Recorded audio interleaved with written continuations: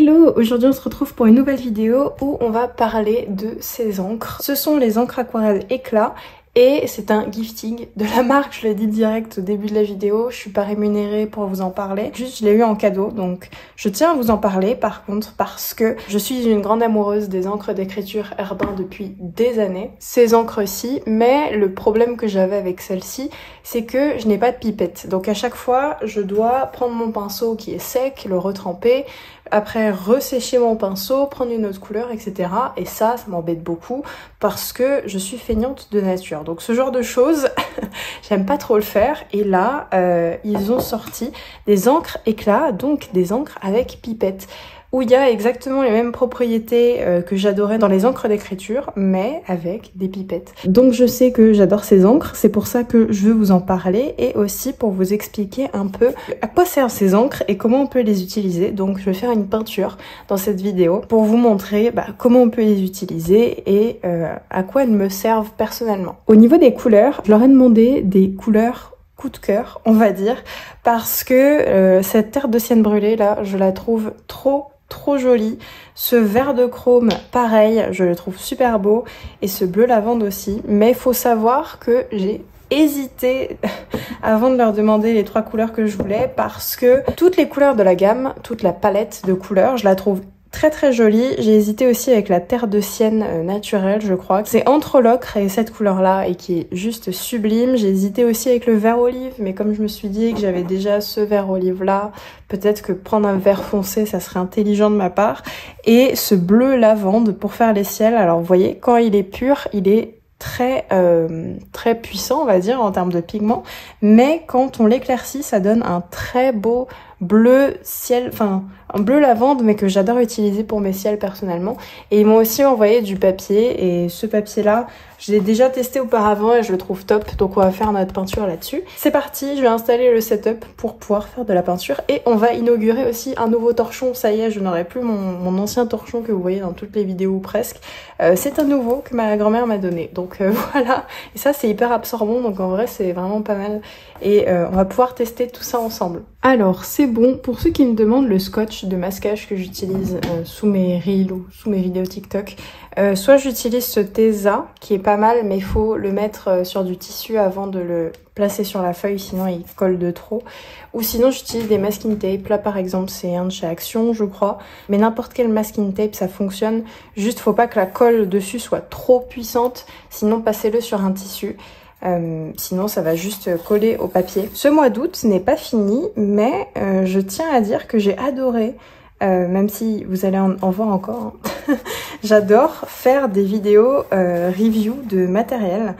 C'est quelque chose que j'aime vraiment beaucoup faire, donc j'espère que je pourrai continuer à en faire, pas au même rythme que là, parce que c'est un rythme un peu effréné pour moi les vidéos en ce moment, puisque c'est 2 vidéos par semaine. Je pense qu'en septembre, je reprendrai au rythme normal, qui était 1 vidéo par semaine, avec peut-être une vidéo bonus dans le mois sur du matériel, parce que j'aime vraiment beaucoup tester du matériel.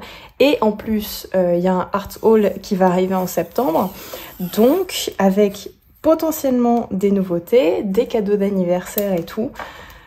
Donc je vais forcément vous faire des reviews sur des produits que je vais recevoir, que j'ai jamais essayé. Ça va être des découvertes parce que d'habitude c'est des produits que je connais quand même. C'est des médiums que je connais, c'est juste les couleurs qui changent. Là il va y avoir de nouveaux médiums à tester qui vont peut-être s'imbriquer dans ma façon de peindre. Donc j'ai trop hâte de vous montrer tout ça. Mais ce sera je pense fin août ou début septembre, puisque mon anniversaire c'est le 21 août, donc déjà pour recevoir mes cadeaux, voilà, il faut attendre la fin du mois quoi. Voilà pour ça, on va pouvoir commencer. Je sais pas du tout ce qu'on va peindre, ça va être un peu aléatoire puisque j'ai que 3 couleurs, mais je vais vous montrer qu'on peut faire des choses quand même avec 3 couleurs. Ces 3 couleurs là, ce sont des encres dites aquarelle, donc je peux la rendre plus claire, la rendre plus foncée, la rendre médium, je peux les mélanger entre elles pour voir ce que ça donne. D'ailleurs je vais essayer de mélanger toutes les couleurs pour voir ce que ça donne là. J'ai ce papier aussi qui m'avait donné et je l'adore. C'est pas mon papier préféré c'est le Painton, mais il est trop bien et le format est hyper pratique en fait du A6. Painton ils font pas des formats A6 et c'est regrettable parce qu'en vrai c'est très pratique. Hop, donc Déjà, je vais vous faire le nuancier des couleurs normales parce que ça change d'un papier à un autre. On commence par le terre de sienne brûlé. Un peu dangereux de le faire au-dessus si jamais je mets une goutte à côté. Mais écoutez, on aime le risque ici. Voilà, ça c'est la couleur appelée pure, c'est-à-dire presque sans eau. Là, j'ai juste mouillé mon pinceau pour que la texture soit comme je le souhaite. Mais en gros, il n'y a presque pas d'eau. Donc, je vais vous montrer un peu avec beaucoup plus d'eau et très peu d'eau. Beaucoup plus d'eau, ça donne ça, qui est une très très jolie couleur aussi. Et après, je remets pas ma pipette, je prends juste ma couleur, je la mets dans l'eau et ça fait que ma couleur est très diluée.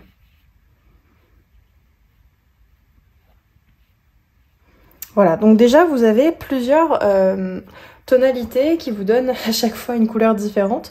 Donc ça, c'est un aspect qui est très très cool avec les encres aquarelles. Ensuite, on va faire pareil avec le bleu lavande et je vais vous expliquer le phénomène de tout à l'heure. C'est-à-dire que c'est un bleu très puissant quand on ne met pas d'eau. Voilà, c'est limite un bleu outre-mer. Donc c'est vraiment un bleu qui est très très joli. Hop. Ensuite, on met une pipette mais qui est toute petite. Limite, elle est trop grande. Donc je vais en enlever un peu. Et je vais passer mon pinceau dessus. Hop, donc là vous avez votre couleur médium. Et ensuite, si je reprends un peu et que je trempe dans l'eau, ça vous fait un bleu très très clair, voire un peu gris, je dirais. Et c'est vraiment très sympa à utiliser. Moi, j'utilise pour faire les ciels, mais vous pouvez l'utiliser pour tout et n'importe quoi. Je sais pas si vous allez bien le voir en caméra, vu que c'est une couleur qui reste quand même très claire. Mais c'est une couleur qui est vraiment très très jolie. Et vous voyez que suivant les papiers, ça donne pas du tout la même couleur. Et j'adore quand la couleur est sur ce papier-là. Donc voilà, et on va tester la dernière couleur qui est le vert de chrome. Quand il est sans eau, ça donne ce très joli vert qui est vraiment très très joli. Hop. Ensuite, je mets un tout petit peu, je rajoute de l'eau. Ça nous donne ce joli vert. Là, je trouve que la teinte, elle change moins, ça fait juste foncé clair. Alors que là, je trouve que on perd du pigment rouge pour aller sur le jaune et après sur du beige et je trouve ça très beau. Et ensuite, j'imbibe mon pinceau d'eau et ça nous donne un vert qui peut limite tirer sur le vert sauge, quoique. C'est un très joli vert, mais ici, ça fait vraiment foncé clair, médium clair et là, foncé médium clair. Et là, je trouve qu'il y a un vrai changement entre les couleurs. Donc, je trouve ça très très joli. Et on va essayer de les mélanger entre elles. Donc, notamment, par exemple, le terre de sienne brûlé avec le vert oxyde. Et à côté, le bleu lavande.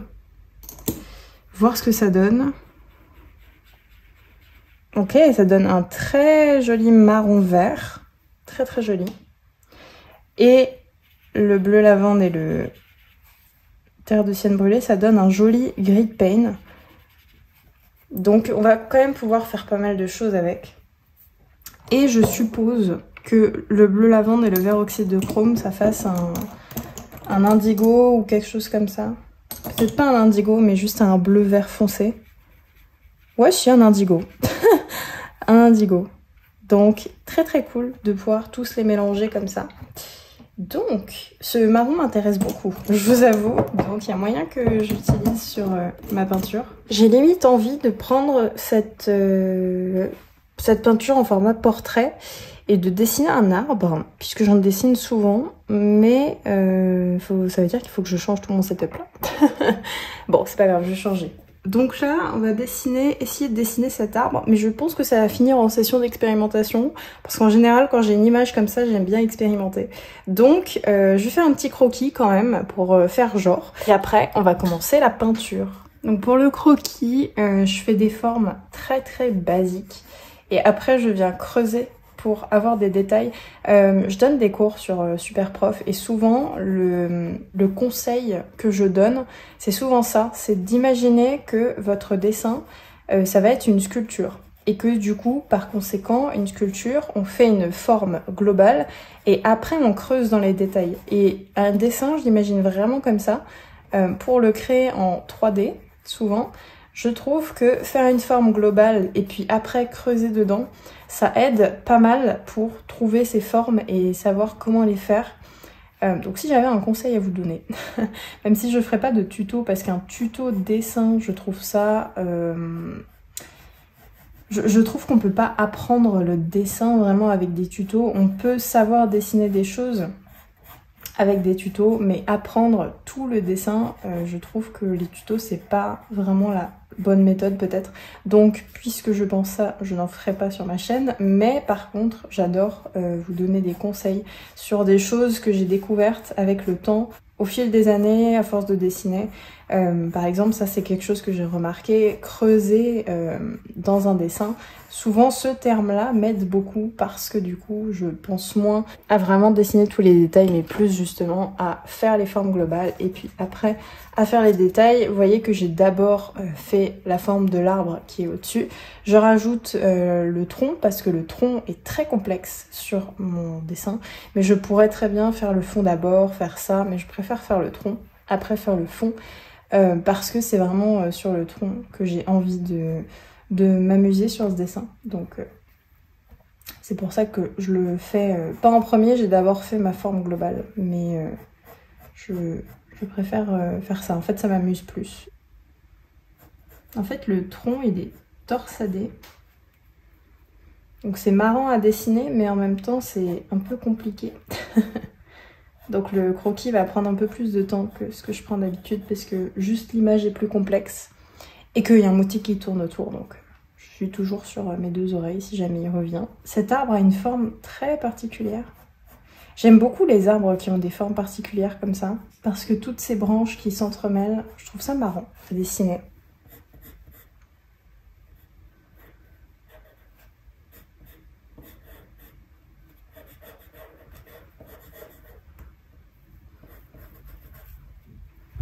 Et bon, de dessiner tout le temps les mêmes arbres, des fois ça m'embête un peu aussi parce qu'il y a tellement de jolis arbres qui changent un peu de l'ordinaire que du coup j'aime bien les dessiner. C'est un peu impressionnant de voir à quel point une chose aussi dure, c'est-à-dire qu'un du bois c'est quand même une matière qui est pas hyper souple en général, de voir quelque chose d'aussi résistant pouvoir se tordre comme ça, je trouve ça toujours impressionnant. Ça m'a toujours impressionné de voir des arbres comme ça. Après, vous pouvez prendre n'importe quelle couleur dans leur palette de couleurs. C'est juste là, j'ai choisi mes couleurs préférées. J'en ai choisi une médium, une claire, une foncée. Même si la lavande est très puissante sans être claire. Mais moi, je l'ai pris pour une claire. Et du coup, ça a fait que j'ai ma palette de couleurs. Mais vous, pourquoi pas prendre plus de couleurs ou moins de couleurs. Mais 3 couleurs, je trouve ça quand même pas mal parce que on peut les mélanger et ça nous permet de faire pas mal de choses. Et aussi on peut se restreindre à faire des peintures en 3 couleurs, ce qui est sympa, je trouve. Hop, là il y a un mini tronc qui a été coupé, je pense. Ou qui s'est juste envolé avec le vent. Mais... Hop, ensuite on a des branches qui partent à gauche.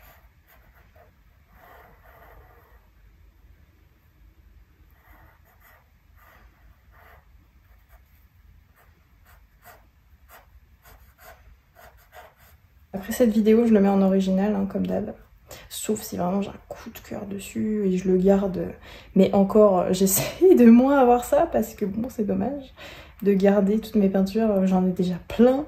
Et aussi, il y a plein de petits originaux qui n'ont pas été adoptés. Donc n'hésitez pas, si vous avez un coup de cœur, à les adopter. On va les mettre dans votre wishlist. Moi, c'est ce que je fais en général. Quand j'aime bien quelque chose, je le mets dans ma wishlist et voilà. Et ce qui est marrant, c'est que même si je mets dans ma wishlist, au moment de mon anniversaire, je retrie ma wishlist. Donc là, je me rends compte que je le fais encore. Je vais faire aussi vite fait, vraiment vite fait, le semblant d'arbre qu'il y a derrière. Je vais juste faire quelques troncs, mais je vais pas m'éterniser là-dessus. Ok, donc ce qu'on va faire, j'ai sorti une palette en céramique parce que je veux du coup tester des nuances avec vous. J'ai une palette à trous, mais enfin j'en ai deux même, des Søstrene qui sont très bien, et d'ailleurs je pense que cet été je vais en acheter une troisième parce que j'ai déjà des aquarelles dedans et j'aime bien les couleurs, donc j'ai pas envie de la laver et qu'il n'y ait plus les couleurs quoi. Donc voilà, c'était juste pour ça. On va commencer par les arbres, les troncs, etc. Donc, je vais le faire là, oula, avec ma terre de sienne brûlée. On a eu chaud que ça aille pas sur le dessin. Hop. Et par contre, je vais vraiment beaucoup la diluer. Pour les pinceaux, j'utilise tout le temps la même chose. C'est les Bosner by Da Vinci. C'est mes préférés, mais ils sont secs et abîmés. Ça fait 5 ans que je les ai, donc ils commencent à être vraiment abîmés. Donc je vais en commander là pour septembre des nouveaux. Et du coup, on va mettre pas mal d'eau dans ce mélange de terre de sienne brûlée pour que ça devienne un beige, le beige qu'on a vu au début quand j'ai fait mon nuancier plus clair. Voilà, pour donner une couleur de base, même si je vais essayer de pas tout peindre. Donc par exemple là je peins, mais ici je vais laisser blanc par exemple. En fait il y a des endroits que je vais laisser blanc exprès, et j'espère ne pas repasser dessus sans faire exprès après. C'est l'étape, une des étapes les plus marrantes, je trouve, de commencer une peinture parce que tu sais pas où tu vas aller, mais tu sais que tu y vas. Et du coup, j'aime bien cette étape-là. Donc, l'encre aquarelle, ça se travaille pas du tout comme de la gouache. Je vous ferai une vidéo bientôt sur la gouache parce que, en plus, mais je vous ai pas dit, grosse annonce, je vais sortir des gouaches, enfin artisanales quoi, sur mon shop. Mais ce sera mi-août, donc j'ai trop hâte de vous sortir ça parce que ça fait un moment que je travaille dessus quand même. À la base, pour la petite histoire, je faisais ces gouaches là pour moi parce que je trouve que dans le commerce, il y a des gouaches qui sont très bien, mais souvent c'est les couleurs moi qui me... En fait je rêve d'avoir des couleurs, des gouaches d'une palette de couleurs terre, et j'en trouvais pas. Et du coup, je me suis dit, tiens, si je les faisais moi-même. Et en fait, ça vous a intéressé quand j'en ai parlé. On m'avait demandé si j'allais en mettre en vente. Donc, c'était pas le cas au début. Mais du coup, là, maintenant, ça va être le cas. Je vous ai écouté. Je vous écoute très souvent, d'ailleurs, pour ce genre de choses. Et pour tout, en général. Mais du coup, elles seront disponibles. Donc là, actuellement, au moment où je tourne cette vidéo... j'ai besoin encore de faire les photos des fiches produits, faire la fiche produit en précommande, puisque elles vont être en précommande puisqu'il faut que je les fasse. Donc même si je les ai sous la main, il faut que je les prépare quoi pour vous. Donc voilà, vous avez un peu les backstage sur Patreon de comment j'ai fait les gouaches, les nuances de couleurs, les palettes de couleurs que j'ai choisies, etc., etc. On va revenir sur les encres. Quand même, du coup, je trouve ces encres quand même hyper agréables à appliquer sur le papier. Elles sont très pigmentées, très vives, et en même temps, même pour les couleurs claires que j'ai choisies. Donc c'est plutôt cool. En plus, on peut créer des effets si le pinceau est plus ou moins sec. Donc, plutôt cool aussi. C'est vraiment sympa à utiliser.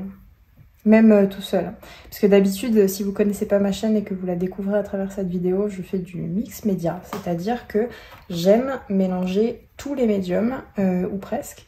J'aime mélanger plusieurs médiums à la fois sur une peinture. Et donc, il y a quand même des fois où juste je fais des peintures sans forcément mélanger les médiums. Mais j'adore ça. Et là, je trouve que c'est pas mal en termes de couleur, de texture. Parce qu'en fait, on peut faire plusieurs textures, donc moi, ça me dérange pas de pas pouvoir faire plusieurs médiums dans cette vidéo ou dans les vidéos review. Parce que juste, j'aime bien. Par contre, je ferai peut-être les finitions au crayon de couleur. Je sais pas encore, mais vous verrez de toute façon les résultats sans les crayons de couleur. Donc juste avec le médium. Mais de toute façon, j'ai envie de vous dire que quand on s'amuse, quand on peint, ça se voit. Et que là, ça se voit clairement, que j'aime bien le moment que je passe avec ces petites encres. Si j'essaie de faire des effets sur le fond, mais comme c'est plus petit, c'est plus dur. Aussi, je pourrais donner limite des nuances un peu beige sur les rochers, même s'ils vont finir par être couleur rocher, c'est-à-dire gris et tout. Hop, mais par contre, de vraiment bien éclaircir la couleur. Même ici, hop. Il y a aussi des endroits, des chemins de terre.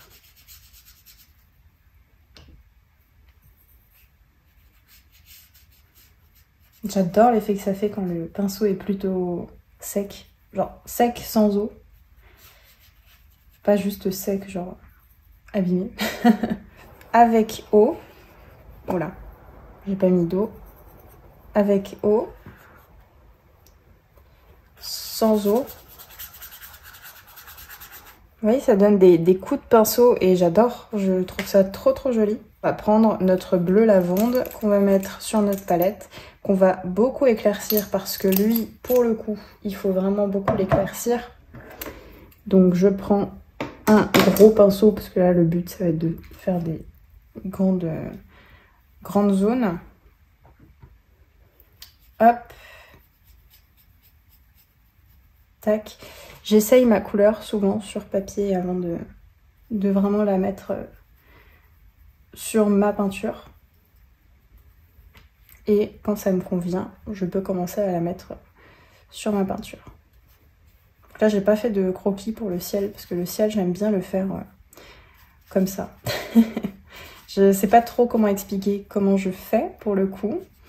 Mais juste, je regarde par rapport à mon image de référence où sont placés les nuages et où est placé le ciel. Et juste après, je m'amuse à faire des petites vagues comme ça et à essayer de faire quelque chose qui me plaît esthétiquement. Parce que souvent, il y a des photos où les nuages, je les aime moins. Du coup, j'essaye de les changer un peu. Mais quand vous travaillez dans, de toute façon, une encre qui est mouillée, vous pouvez la rediluer, vous pouvez faire plein de choses avec. Hop. Et aussi, il y a un endroit là, derrière, où il y a une montagne. Et cette montagne, on va la faire, mais je pense qu'on va mélanger le vert de chrome et le bleu lavande pour créer un aspect un peu gris-bleu. Mais très clair, puisque c'est dans le fond. Hop, donc je vais juste prendre ça, mélanger. Tac, et rediluer un peu la couleur. Et la mélanger de façon à ce que ça fasse la montagne derrière. Sans passer évidemment sur les feuillages de l'arbre et tout le reste. Hop. Je pense que vous avez compris le concept de comment je fais pour créer toutes mes nuances, toutes mes couleurs et tout. Mais je trouvais important quand même de le montrer, pour vous montrer vraiment comment je peins. Pas juste vous dire les encres sont bien et voilà. Parce qu'il y a plein de manières par contre de peindre avec ces encres-là. Mais ça, c'est la manière que j'aime bien, on va dire. Il manque quelques troncs, je viens de m'en apercevoir un peu. Enfin, pas des troncs, des branches. Donc je vais les rajouter. Même si y a le feuillage qui va passer par-dessus. Et donc c'est pour ça que je les ai pas faites. J'aime bien voir apparaître un peu de couleur quand même si c'est en dessous. Parce que ce qui est pas mal avec les encres aquarelles, c'est que tu vois la couleur en transparence. Et j'aime bien quand on voit la couleur en transparence. Ok, donc ce qu'on va faire avant de foncer le tout, on va placer le vert qu'il y a là. Donc par contre, ça va être un vert foncé. J'aime bien les verts jaunes. Mais c'est un peu de la triche si j'utilise mon vert olive en encre d'écriture. C'est le même en encre aquarelle, mais c'est peut-être un peu de la triche. Donc on va voir si je peux pas juste appliquer mon vert de chrome. Hop, je vais prendre un autre pinceau. Vert de chrome. Peut-être le mélanger un chouille au terre de sienne brûlée. Ouais, non. Je sais pas. Écoutez, je vais rajouter du terre de sienne sur la palette. J'en ai peut-être mis beaucoup. Il n'y a pas besoin d'autant. Et je vais rajouter du vert de chrome.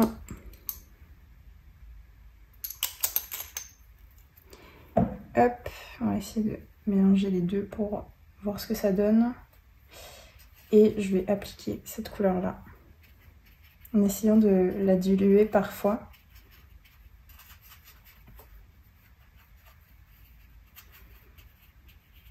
Hop.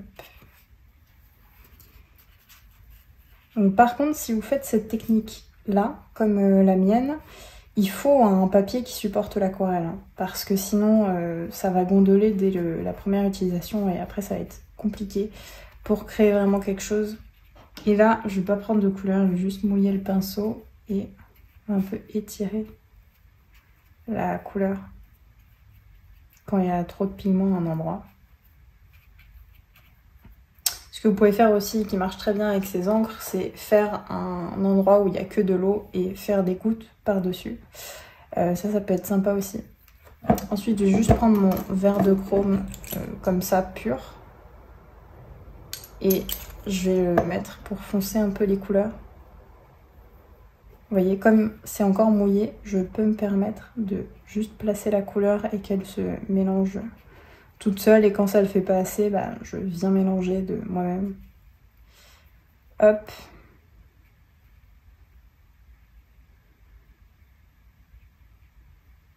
Et si je trouve ce vert trop se rapprochant du bleu, je vais juste mélanger les deux.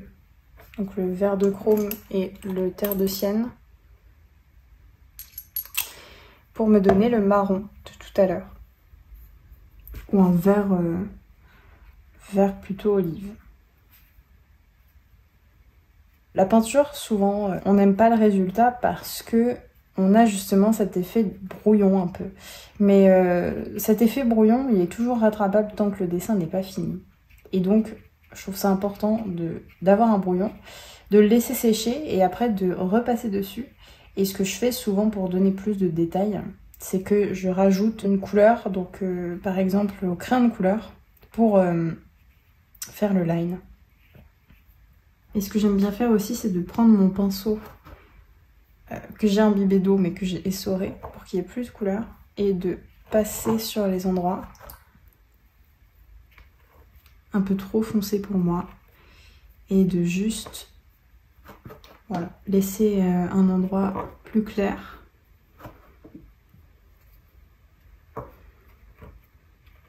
On va s'occuper du sol. Le sol, par contre, ça va être compliqué de le différencier de l'arbre. Donc le sol, on va reprendre la couleur qu'on vient de faire, mais on va l'éclaircir à fond, à fond.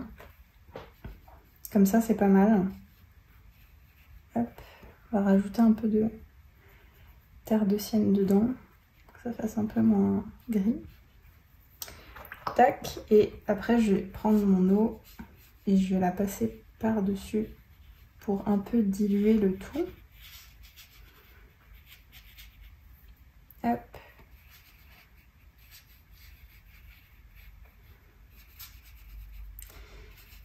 Tac. Et aussi, on a les arbres en fond. Donc, pareil, on peut créer des mélanges. Donc là, par exemple, je vais mélanger mon vert de chrome et mon terre de sienne brûlé encore. Mais vous voyez que rien qu'avec ça, on peut faire des milliers de nuances différentes. Donc c'est vraiment très cool pour ça. Et par contre, je vais le faire très très clair. Avec peut-être des touches plus foncées. Genre hop hop. Mais sinon, la base reste quand même assez claire.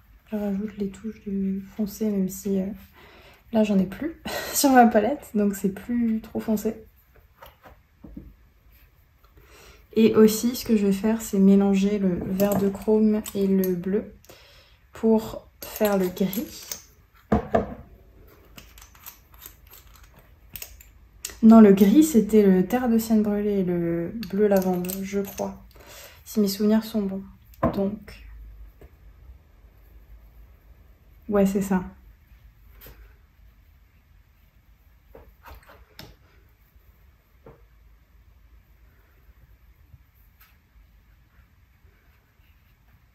Donc je vais juste en appliquer là où c'est les zones les plus foncées.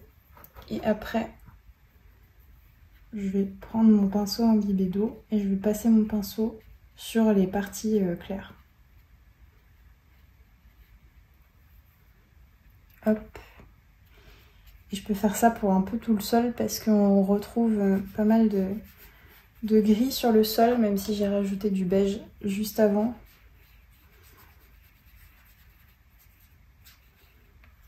Aussi, pour une peinture, vaut mieux commencer clair et finir foncé, pour l'aquarelle en tout cas. Donc je vous conseille d'y aller à tâtons. Parce que si jamais on met trop foncé d'un coup, bah c'est fini quoi. Donc c'est dommage de finir si tôt. Hop. Je vais rajouter des nuances encore sur les arbres.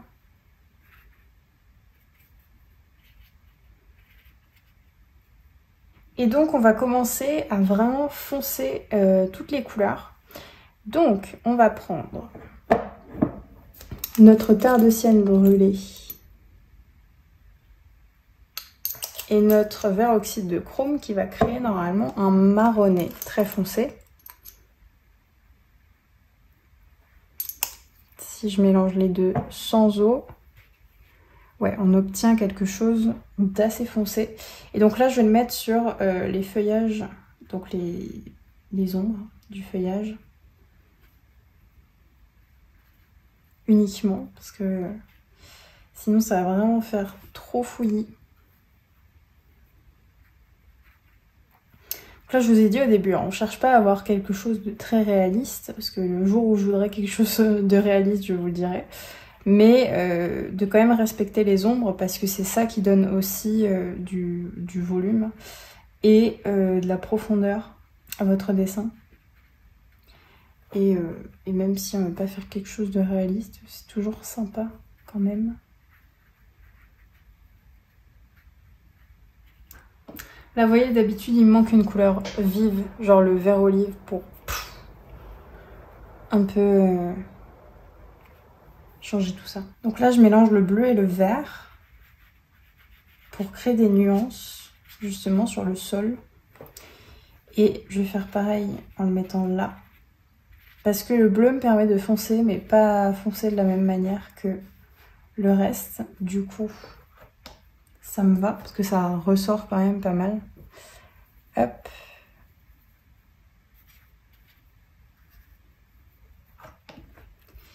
Et je vais reprendre mon verre de chrome. Et je vais le mettre sans le mélanger aux terres de sienne. Hop. Histoire de rajouter des ombres, etc. Et aussi, ce que je peux faire, c'est que je peux le faire très très clair et ajouter des endroits très clairs là où on peut le voir. Donc, c'est-à-dire ici, par exemple, et après l'estomper pour l'enlever, histoire que ça se fonde un peu avec le ciel. Je trouve ça joli, mais voilà, vous faites ce que vous voulez. Hop. Et ce qui est pas mal aussi, c'est de prendre du recul sur votre peinture. Donc je me lève et je regarde de loin ce que ça donne. Parce que là, j'ai le nez dessus, donc actuellement, je ne sais pas ce que ça donne. Je crois que je vais finir mon dessin debout parce que vraiment, j'aime bien le voir de loin. Je trouve que ça m'aide pas mal pour créer. Donc, par contre, le bureau est très bas, donc un peu compliqué pour dessiner debout, mais écoutez, on va dire que ça va fonctionner. Et ce qu'on peut faire aussi, c'est que les rochers au premier plan, je les trouve pas assez foncés alors qu'ils sont au premier plan. Donc venir les foncer un peu, et même tout ça là, c'est pas assez foncé alors que c'est au premier plan. Hop. Donc vous voyez que je suis beaucoup plus à l'aise pour dessiner debout ou peindre debout, puisque là c'est de la peinture, juste j'ai pas de chevalet. Donc, et puis ça coûte cher un chevalet. Donc voilà, et puis tu dessines pas forcément debout à plat. Un chevalet, tu dessines de côté quoi. Mais c'est un goal d'artiste, le chevalet. Là je mélange un peu tout pour rajouter ici des petites touches, même si en vrai je pourrais rajouter que le bleu gris. Et ici j'ai envie de foncer un peu. Donc je vais prendre juste mon terre de sienne brûlée pur. Ou genre mélanger avec un tout petit peu de bleu quoi, mais je sais même pas. Ça donne quoi avec le bleu? Ouais, c'est pas mal. Et on va le mettre là où il y a des ombres.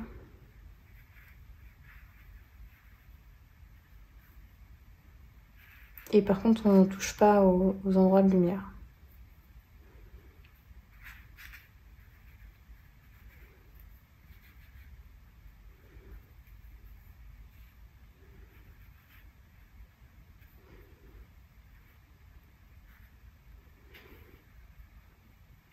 J'ai encore un peu envie de travailler le feuillage parce que je le trouve trop rond, alors que sur la photo il n'est pas du tout rond.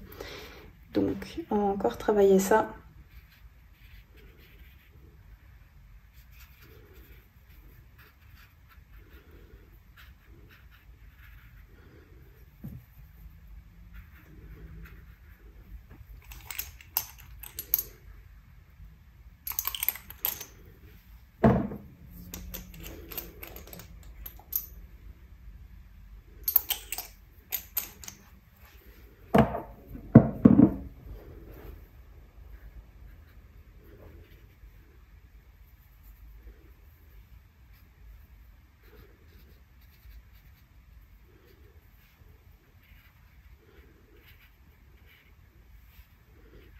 Ok, là ça me plaît un peu plus. Là je vais juste faire des mélanges et les appliquer, je pense. Tester un peu ce qui va ensemble, ce qui va pas ensemble. Et là j'ai envie que ce soit un peu plus vert aussi, donc je vais rajouter mon vert de chrome. Mais je vais le faire pareil, très très clair.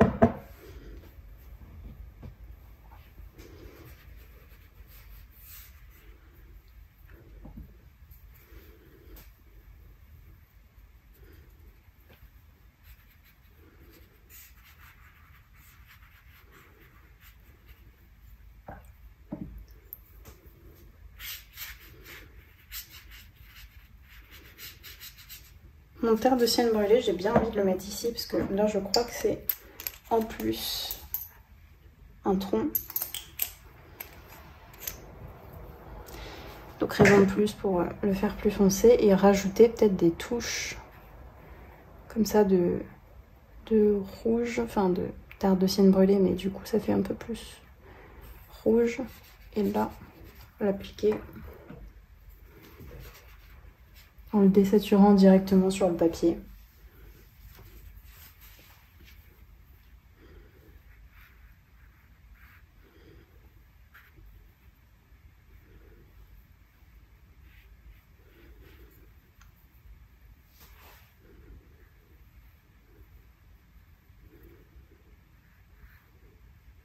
C'est pas mal, j'aime beaucoup. Ouais, je pense qu'on va s'arrêter là, que ce dessin est pas mal comme ça. Je sais pas si je rajoute du crayon pour un peu détailler le tout, peut-être.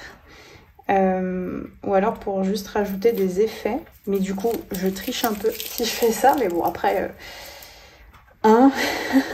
si nos limites ou nos règles nous limitent un peu trop, on peut les changer. En dessin, tout à fait possible. On fait pas de la chirurgie, il n'y a pas vraiment de règles. Donc, c'est ce que je me dis absolument tout le temps. Parce que sinon, c'est vrai qu'on se met trop de pression tout seul. Alors que c'est un dessin, ça devrait pas être... On devrait pas avoir autant de pression. Alors j'enlève ce scotch et vous voyez que tout se passe bien. Rare chez moi, mais tout se passe bien. Hop, je vais le crayonner. Alors je sais pas si j'utilise une seule couleur, si j'en utilise pas mal. Tac. Fait un peu bouger ça. Est-ce que le indigo va mieux avec le reste ou est-ce que le deep blue? Non, le indigo je dirais quand même. Hein.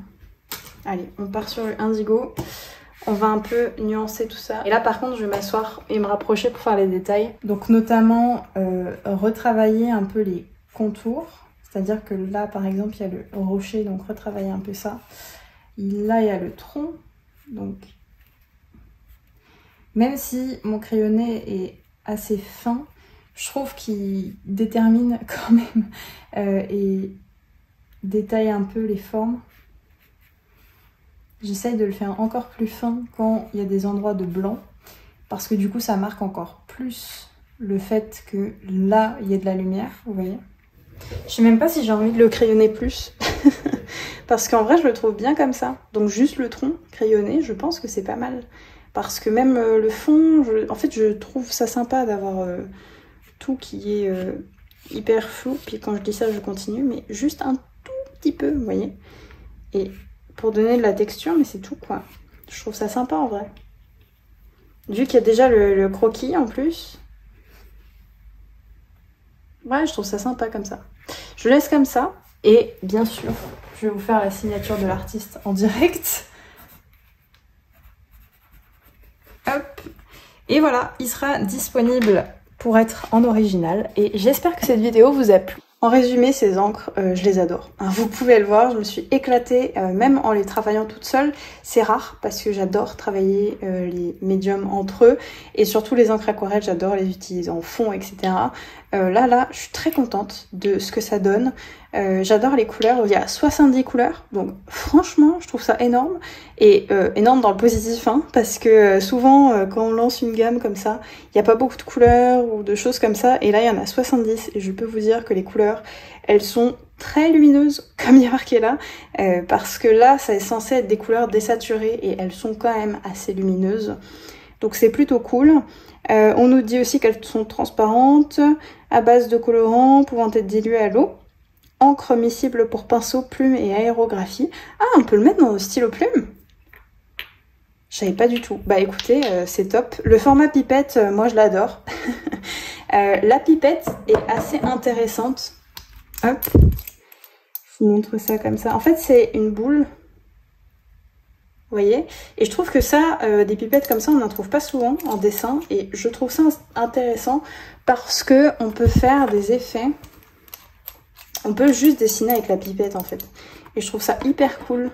Vous voyez? Genre, là, je peux faire mon line. Là, je peux faire des détails avec moins d'encre. Enfin, je vous ferai peut-être une vidéo où je dessine avec que la pipette. Ça serait marrant. Mais je trouve ça intéressant d'avoir cette pipette-là. Vous l'aurez compris, j'aime bien ces encres. Je ne leur trouve pas de points négatifs. Donc, je peux pas vous dire. Puisque des encres aquarelles, bah, du moment qu'elles sont pigmentées, lumineuses, qu'elles tiennent dans le temps. En plus, elles sont made in France. La petite tour Eiffel, là. Merci encore Herbin de me les avoir envoyées. Et j'ai pu les tester. Et voilà, ça se voit que j'ai adoré les utiliser. Donc merci beaucoup d'avoir suivi cette vidéo. On se retrouve dimanche pour une nouvelle vidéo. Ciao!